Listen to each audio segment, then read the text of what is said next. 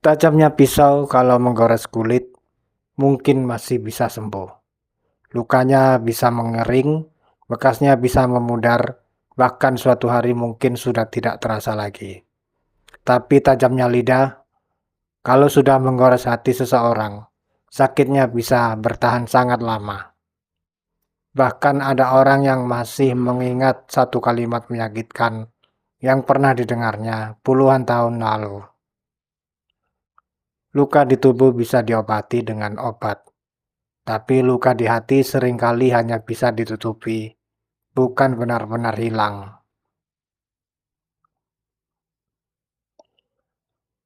Lucunya, banyak orang yang begitu berhati-hati saat memegang benda tajam karena takut melukai orang lain. Tapi saat berbicara, justru sering lupa kalau kata-kata juga punya ujung yang tajam. Kita merasa itu hanya candaan, hanya emosi sesaat, atau hanya ceplosan. Padahal bagi yang mendengarnya, ucapan itu bisa menjadi beban yang terus dibawa kemana-mana. Ada orang yang kehilangan rasa percaya dirinya karena sering diremehkan. Ada yang takut mencoba karena sejak kecil selalu dibilang tidak akan pernah berhasil.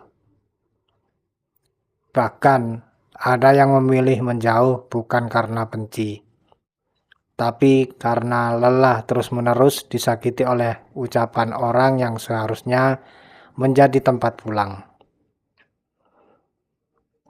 Sebelum berbicara, cobalah berpikir sejenak, apakah kalimat yang akan keluar dari mulut kita benar-benar perlu?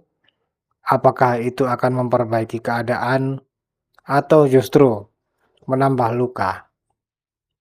Karena sekali kata-kata keluar, kita tidak akan pernah bisa menariknya kembali. Permintaan maaf memang bisa diucapkan, tetapi tidak semua luka bisa langsung sembuh hanya karena kata maaf. Menjadi orang yang jujur itu penting, tetapi menyampaikan kejujuran juga butuh cara.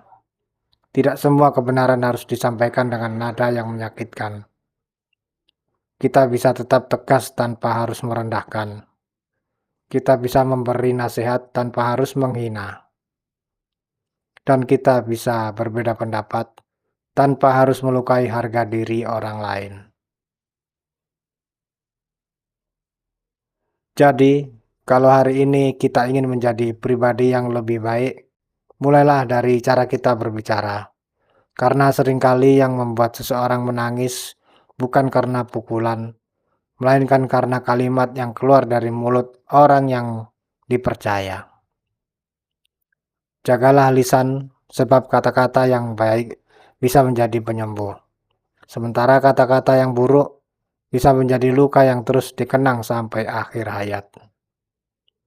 Ingat, bukan tajamnya pisau yang paling berbahaya, tetapi tajamnya lidah yang berbicara tanpa memikirkan perasaan orang lain. Maka berbicaralah dengan hati, karena mungkin satu kalimat yang kita ucapkan hari ini akan diingat seseorang seumur hidup.